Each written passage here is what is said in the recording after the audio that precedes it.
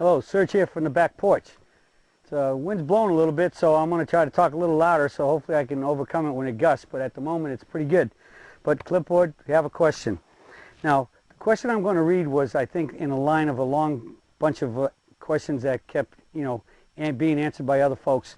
And I believe this one comes from K. Christie, and it starts like this. This comment goes to the daily video a few days ago on the vertical swing and the Ferris wheel image. At address, my driver rests on the ground more than 1 foot further away from my toe line than my sand wedge does, because it is a longer club.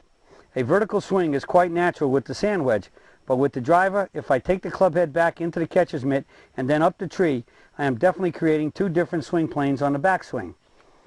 I cannot replicate this on the forward swing because it goes at a much higher speed. Also, with the driver, my hands naturally go wider at the finish, although they may bounce back to a position closer to my ear as you recommend.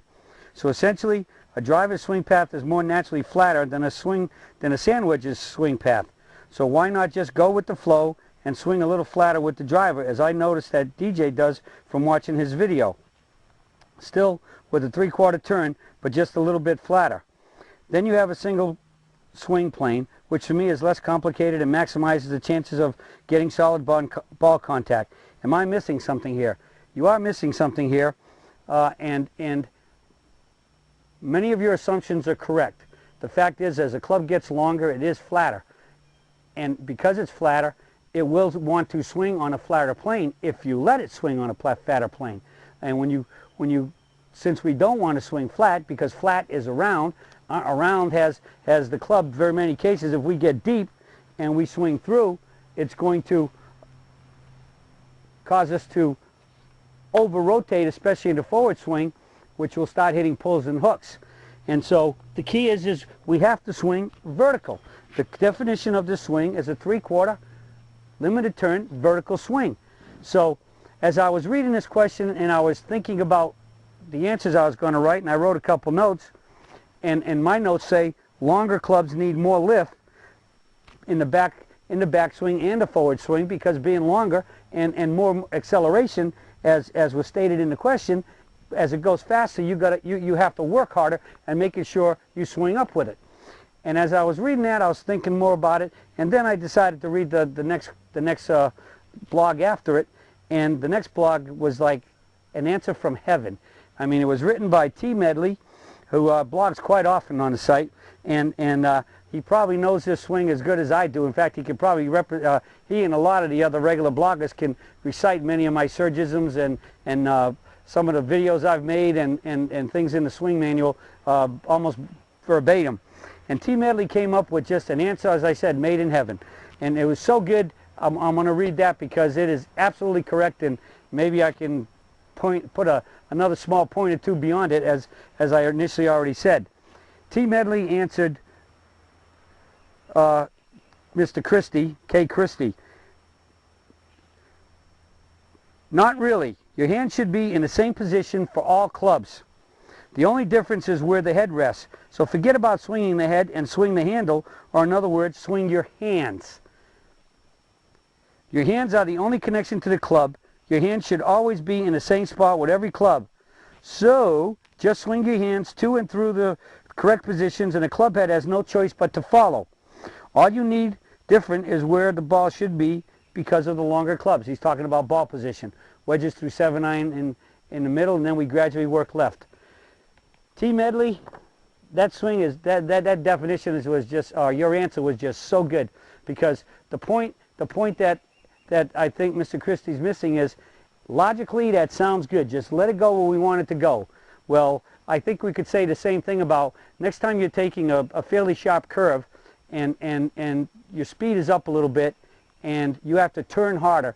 Why do you turn harder and maybe even step on the brake? Because if you just let it go where momentum's taking that car, it's going to take you right off the road, very likely into the woods or trees or a fence or whatever's over there. You have to maintain control of your car to keep it on the road. Well, if you want to have a 3/4 limited turn vertical swing, and vertical because vertical is swinging in harmony with gravity, it's up and down. What goes up comes more easily down, but all you have to do when you swing through is make sure that you snap it straight up.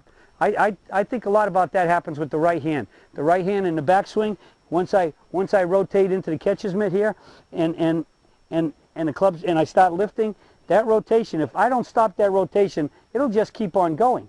And I'll get flat and laid off. And flat and laid off tends to come in too much, and then once you turn around from that position coming in, it'll rotate your hands more. And if you just let it go where it wants to go, you're just going to be hitting pulls and pull hooks all day until you get tired of that, and then you try to stop it, and any bit of too much stop, you start opening the face of impact, and it goes off to the right. So if you want to control your rotations, which is what the 3/4 limited turn vertical swing is all about, swinging in harmony with gravity.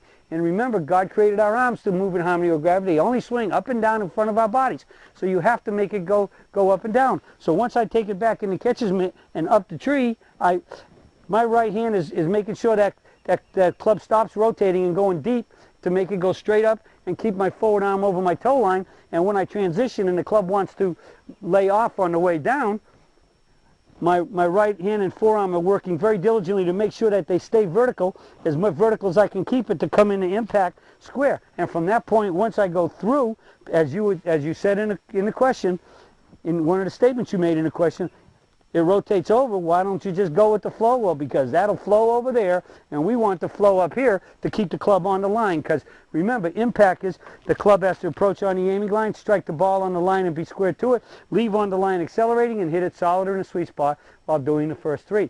So you want to keep that club on the line, and we want to finish with the back arm now right directly over the toe line, up near the tee finish, near the ear, recoil and relax here.